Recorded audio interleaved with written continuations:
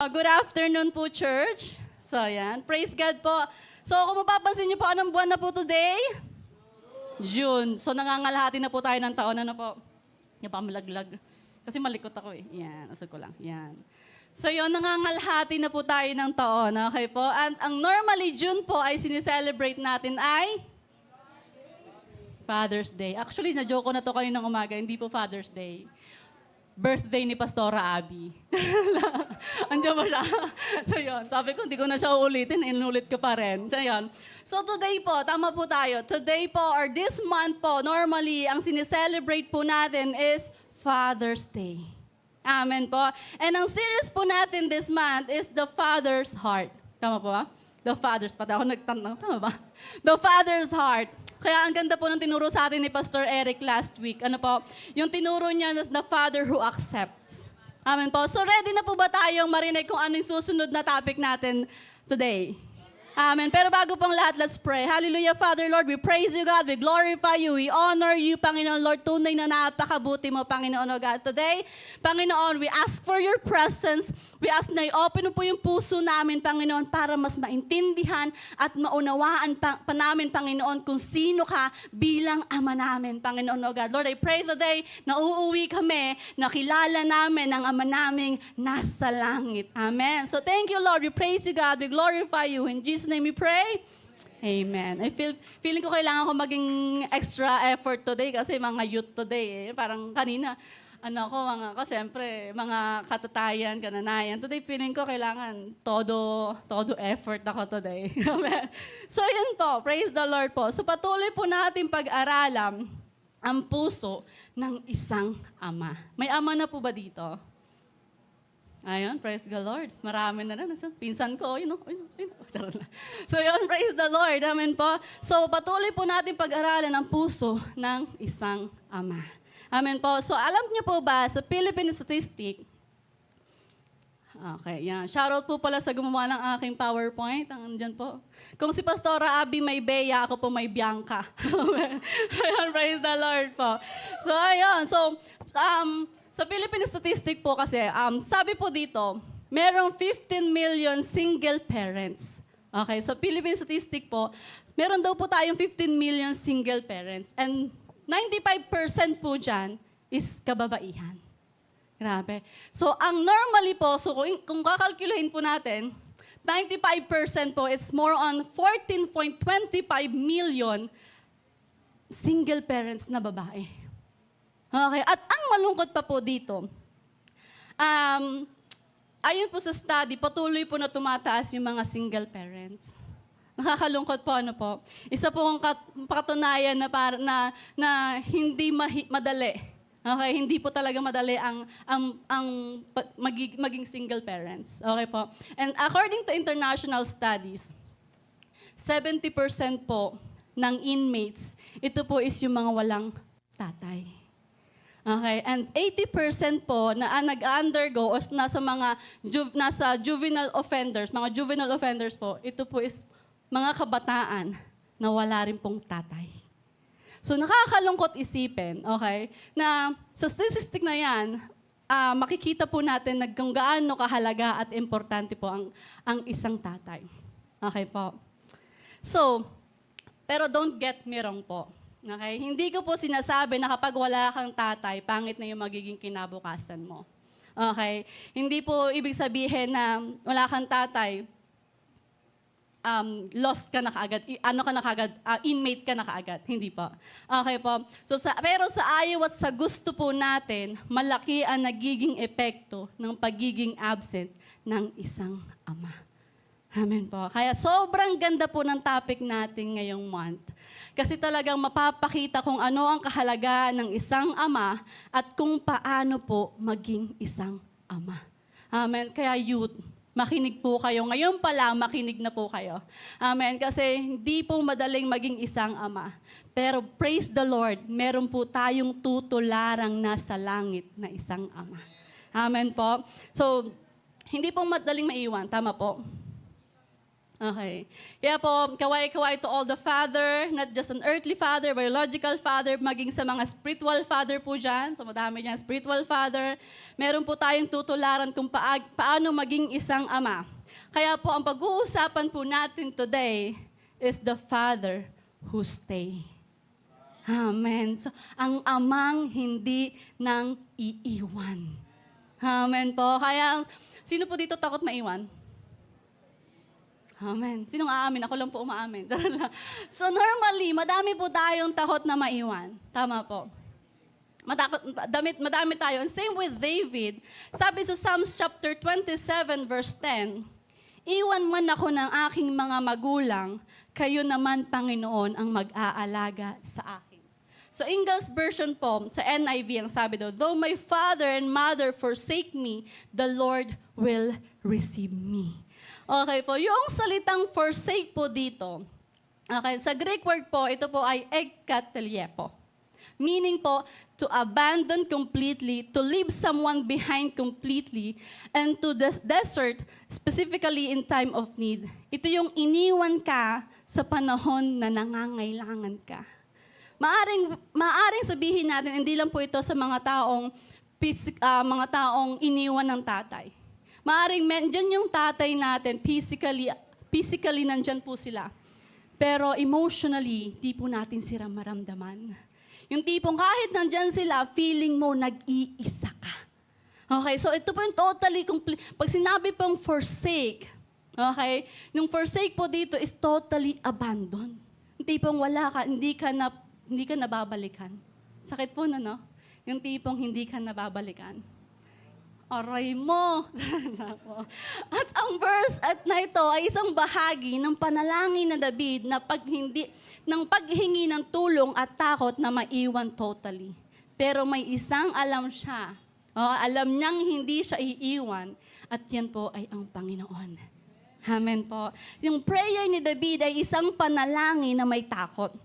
Psalms chapter 27 verse 10, ipinakita na panahon ng takot. Sa panahon ng takot mong maiwan, ang Panginoon ay mananatili to protect you. Okay? Kung natatakot ka, I'm telling you, God will stay para protektuhan ka. Amen? Kaya ang unang katangian ng isang amang nananatili is a father who protects. Amen. So isa po ang unang nawawala kapag nawala ang isang tatay ay ang protection. Amen po. Well, iba po talaga kapag may lalaki tayo sa family. Because everyone feels protected and secure. Kaya nga po, kapag sa bahay po namin, so dalawa lang po kasi kami mag-asawa sa bahay. Shoutout sa asawa ko, Jen. Nanonood ka ba? So, normally, dalawa lang kami sa bahay ng mag-asawa. Kapag nandun yung asawa ko, kahit gabing-gabi na, basta kahit matutulog kami, bukas yung bintana. At sabi ko nga kanina, yung bintana namin kasi kayang-kayang pumasok kahit 2 tao eh. So kahit bukas yan, okay lang sa akin kasi feel ko secure ako kasi nandun yung asawa ko. I feel secure kasi nandun yung asawa ko. Pero kapag wala na yung asawa ko, kahit tanghaling tapat, nakalock po yung bintana namin, nakababa yung kortina namin. Kasi kahit na ganito ko kalaki, alam ko naman yung capability ko, no, na hindi ko po kaya. Na may takot po ako. Na kapag may pumasok doon na hindi ko po talaga kakayanin. Amen po. At the same time po, yung papa ko po, nung college ako, ay talagang sabihin mo, kapag mayroon kami mga thesis, ganyan, ihahatid ka niyan. Ihahatid ka niya sa pupuntahan niya, baka kasi sa iba daw ako magpunta. Ihahatid ka niya, sabi ko nga kaya hindi ako nakadami ng jowa eh. Kasi nahatid ako eh. Pero that is the protection. Amen, that's the protection. Yun yung protection na binibigay sa akin ng papa ko. Amen po. So kaya alam mo yung parang yung doon sa part na yon, makikita po natin talaga na ang importansya ng isang ama. Amen. Kaya nung naiwan po kami ng isang ama, nung iniwan ka ng isang ama, ang isang pamilya, meron din po siyang naiiwan. Meron pa po siyang isang naiiwan. Yun po is yung takot. Kapag iniwan ng isang ama ang isang pamilya, naiiwan din po is yung takot. Amen. Takot sa paano magsisimula. takot kung kakayanin ba nila. Amen po. Kaya po sa Psalms chapter 27 verse 10, ito pong prayer na David kung saan makikita mo ang isang matinding takot na maiwan sa panahon na kailangan mo ng kasama. At yung prayer ni David is yung kahit na may takot, mas matindi yung paniniwala niyang may ama siya sa langit na nandyan para sa kanya. Opo, nakakatakot na maiwan ng mahal mo sa buhay. Na yung akala mong ama nakakampi mo, biglang nawala. Amen po. Praise God. Dahil meron tayong ama na nananatili para proteksyonan ka. Amen po. Kaya sabi sa Hebrew chapter 13:5, nung sinabi ni Lord sa verse na ito, Jesus said, "Never will I leave you, never will I forsake you." Sa ESV po, "I will never leave you nor forsake you." Okay, pero alam niyo po ba, ang isang ito po, ang verse na ito po ay isang matinding pangako ng Panginoon sa atin. Dahil ang ginamit pong salita dito na never, okay po, sa Greek word po is oomi. Okay, na ang ibig sabihin po is matinding pagtanggi. Yung tipong hindi kita iiwan. Yung tipong, ito po yung sinabi na, "I will never leave you." Malaking bagay po ito. Sabi, itong never na ito ay mas malaki pa sa goodbye ng mundo. Amen po. Kaya kung gaano katindi yung sinabi dito ni Lord, kung itatranslate po natin ito sa English, sabi po dito, "I will absolutely never ever leave you. I will absolutely never ever abandon you." Yung tipo, ganun katindi yung pagtanggi ni Lord, hindi kita iiwan. Na kahit anong sitwasyon mo, na kahit anasan ka man, na kahit yung nasa paligid mo, pagod na sa'yo, si Lord, hindi ka pa rin niya iiwan. Ganun yung pagtanggi niya dito. Hindi ba, yun yung pangako niya sa'yo, hindi kita iiwan. Amen. Ang tao kapag nangakong hindi ka iiwan, hindi ka sigurado. Pero ito po, this is an unwavering commitment sa atin ng Panginoon. Amen po. Madami sa ating gusto lang manatili kapag masaya lang. Amen. Kapag okay lang ang buhay, kapag payapa lang. At madami ang gusto nang sumuko, umalis kapag hindi na okay, kapag masakit na, at mas madali nang maiwan, at kapag magulo na. Mas madaling umalis sa sitwasyon kapag alam mong ang paligid mo ay hindi na okay.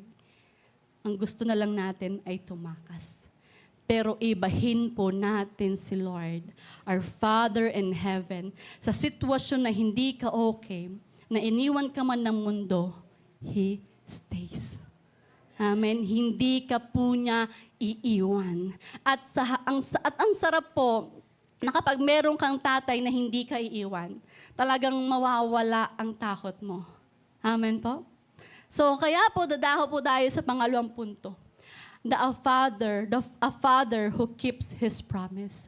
Sabi ko nga po kaninang umaga, mapapaaga po tayo ng uwi. Nasa 2 points na po tayo. Okay, a father who keeps his promise.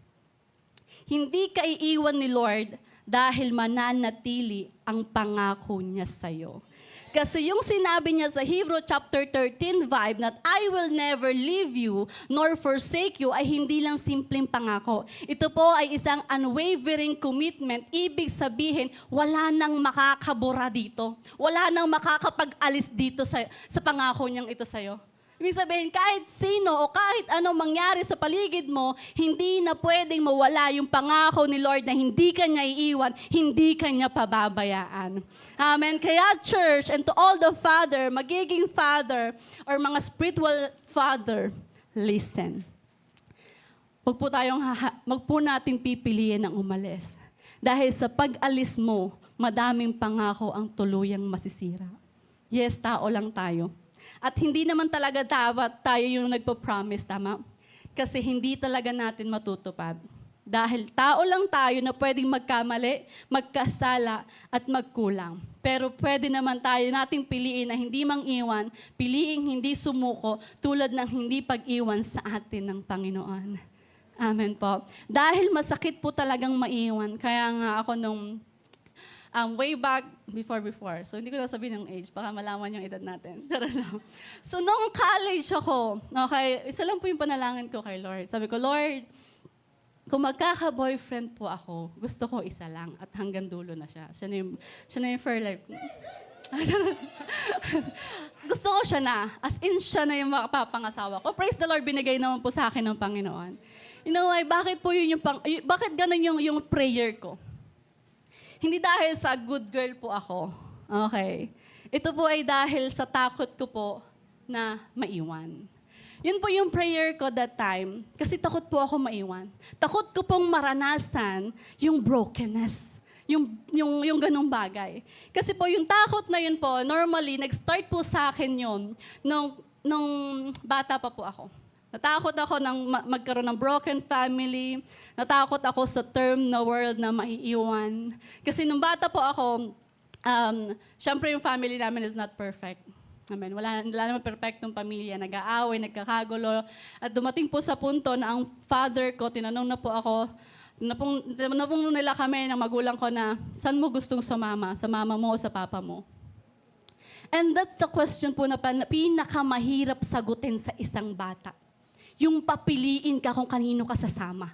Sa mama mo ba? O sa papa mo. Doon po nag-start na natakot po ako. Natakot ako na magkaroon ng broken family. Natakot ako na salitang maiiwan. Alam niyo po, kaya sobrang hirap kapag naiwan ka. Kasi may naiiwan na takot sa'yo. Amen po.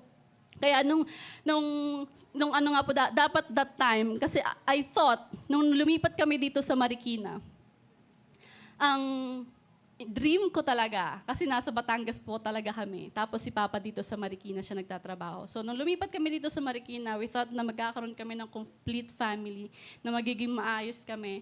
Pero it come out na ganun po yung nangyari.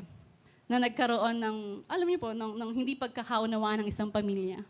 Na, alam niyo po yung pangarap ng isang bata na buo yung pamilya. Pangarap ng isang bata na, alam niyo po, masayang pamilya. I thought hindi na siya mangyayari. But praise the Lord. Dahil tunay at tapat ang Panginoon sa pangako niya. Nung sinabi niyang, I will never leave you nor forsake you. Praise God, magkakasama po kaming lahat sa simbahan today. Kaninang umaga po umaten sila mama at papa, yung kapatid ko andun sa tech. Andiyan ka ba? Ayan, andiyan. At yung ate ko po, nandun sa Tarlac, nag-preach din siya kaninang umaga. Praise the Lord. Tunay na tapat ang pangako ng Diyos nung sinabi niyang hindi kita iiwan at hindi kita pababayaan. And you know what? That verse po talaga, yung Hebrew 13:5, ito po talaga is my life verse. Ito po is when I was at college, nung nakilala ko si Lord, ito po yung verse na pinanghahawakan ko simula't simula. Ito yung time na alam ko pa kung saan ako nakaupo, sa anong senaryo, saan yung araw, anong kulay ng damit ko, anong suot ko, saan nakapwesto ng Bible ko. Tandang-tanda ko pa kung paano sinabi sa akin ni Lord that I will never leave you nor forsake you. At nung pinanghawakan ko siya, tulad nga nasabi ko po, praise the Lord, dahil magkakasama kami ng pamilya ko dito.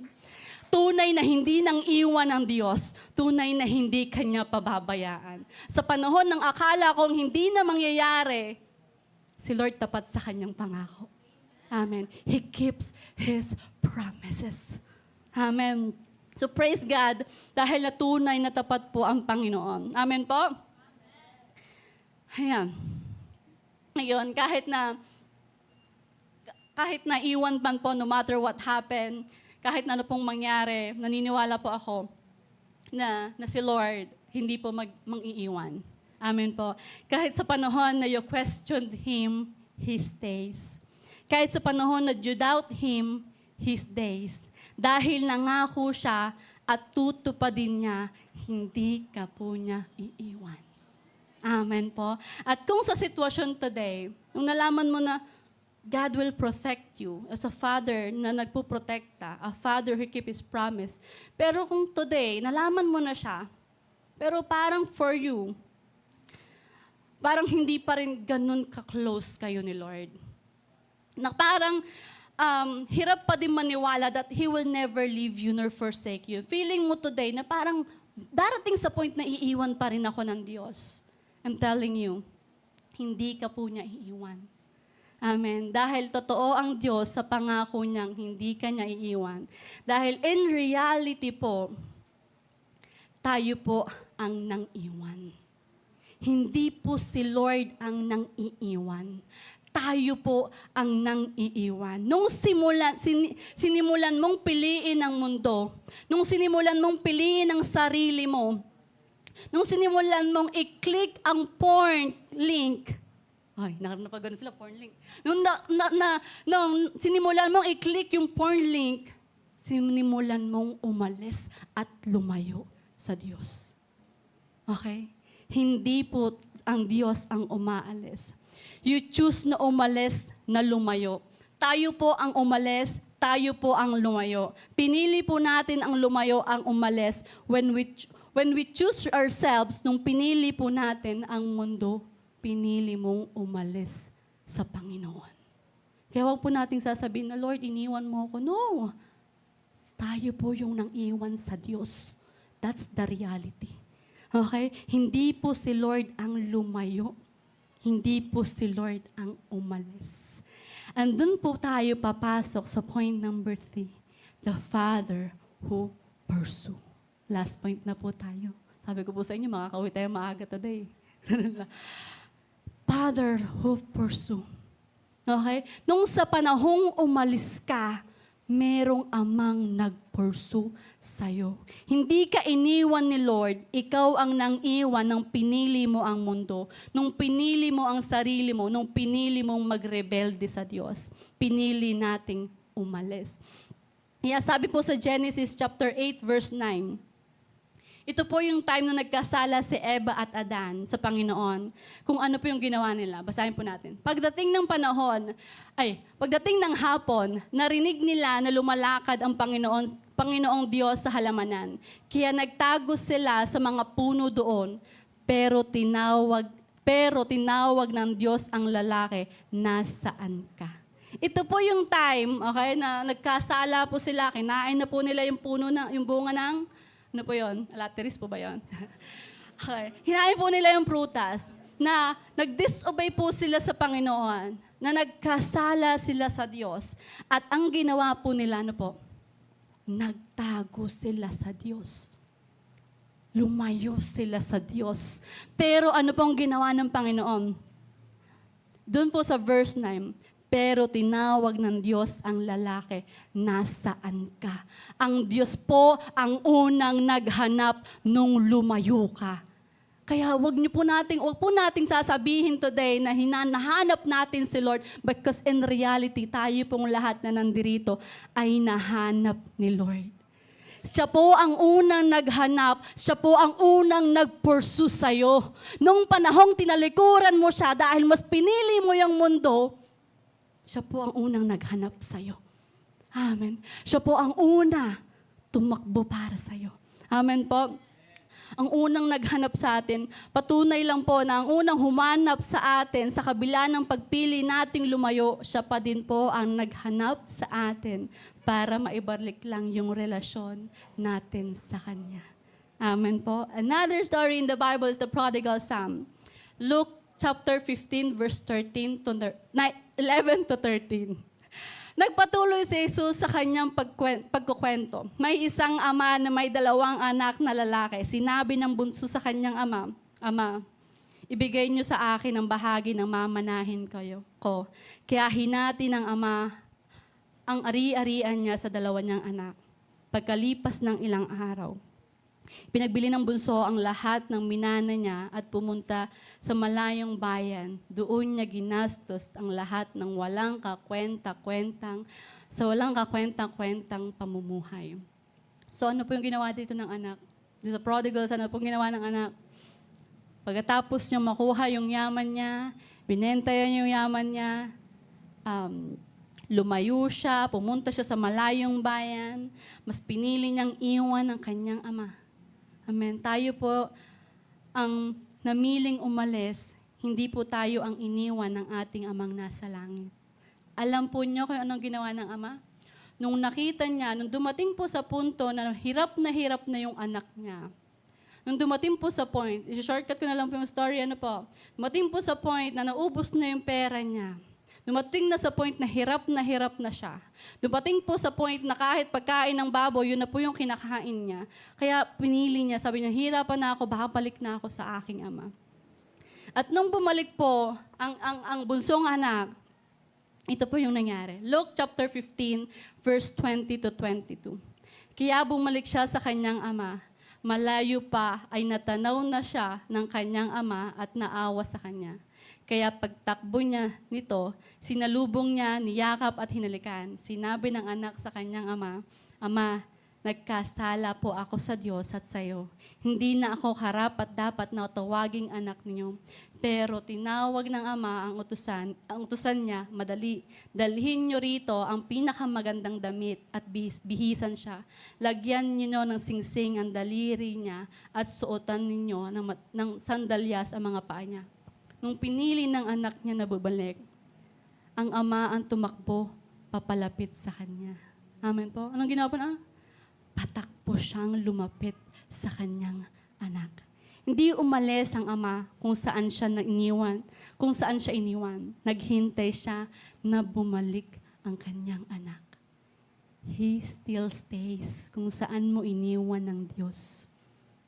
Okay? Hinihintay ka lang niyang bumalik. Handa siyang tumakbo, papalapit sa'yo sa pagbabalik mo. Amen. Hindi ka iniwan ng Panginoon. Hinihintay ka niyang bumalik kung saan mo siya iniwan. Kung saan mo siya naiwan. Amen. Kaya church, if ikaw yung masasabi mo na, Lord, iniwan pala kita nung pinili ko yung mundo.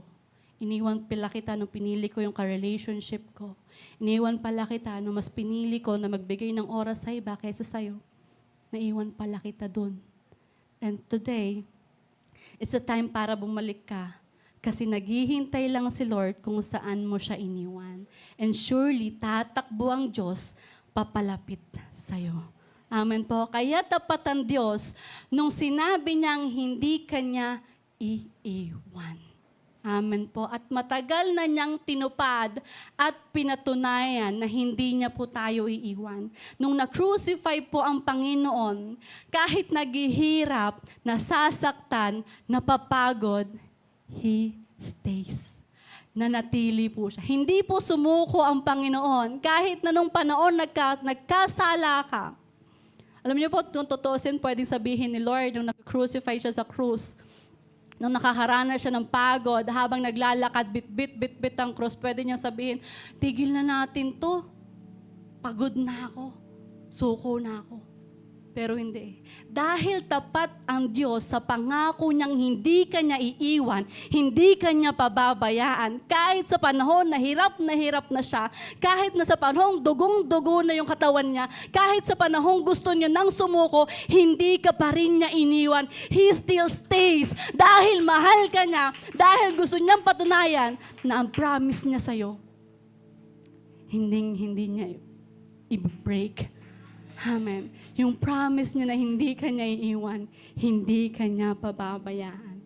Kaya sa lahat ng sitwasyon mo, masaya man, pangit man, pagdududa man, nangangamba ka man, He stays.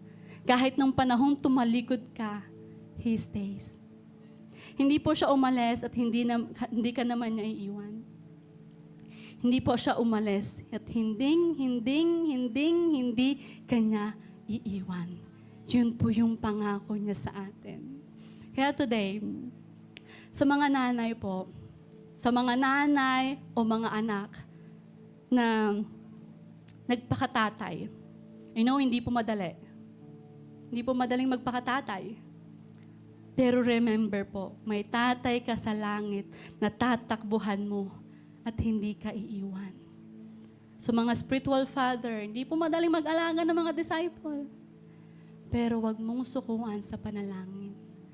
Amen. At kung yung father mo wala na dito, or wala na, iniwan na kayo, wala na sa earth, and you miss the hug of a father, yung comfort ng isang ama, nakalimutan mo na, paano ba yung yumakap? Paano ba yung pagyakap ng isang ama? yung comfort ng isang tatay. Meron tayong tatay sa langit. Okay?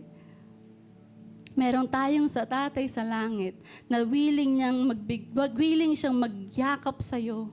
Willing siyang i-comfort ka. At willing niyang iparanas sa'yo kung paano ba magkaroon ng isang ama. Okay. And to all the fathers na nandirito po, remember this. Okay? Kailangan ka ng pamilya mo. At huwag mo lang din pong kakalimutan ng hindi ka lang tatay, kundi isa ka ring anak na nangangailangan ng isang ama. You need your Father in heaven na magpoprotekta, na hindi ka iiwan, na ipupurso ka, a Father who stays. Kailangan mo din ng ama. Oo, tatay ka. Pero you also need your Father in heaven. Kaya po today, I want all you to stand up. Tapos na po tayo. Maaga po tayo makakauwi. Pero bago po tayo umuwi, gusto ko pong kausapin niyo today si Lord. As if si God is nasa harapan ninyo. And if ikaw yung taong you miss your father kasi wala na siya dito sa earth. Or nandito man siya pero hindi mo siya maramdaman. Hindi mo maramdaman yung yakap, yung comfort ng isang tatay. Hindi mo maramdaman na, Lord, mayroon nga bang tatay na kayang manatili? I'm telling you, si Lord po yung tatay na handa kang ipaglaban. Amen. At handang manatili no matter what happened. Kahit anong sitwasyon ng buhay mo, handang manatili at hindi ka iiwan ng Diyos. Kaya today, let's talk to God. Let's talk to God. Let's talk to the Father in heaven, or Father in heaven.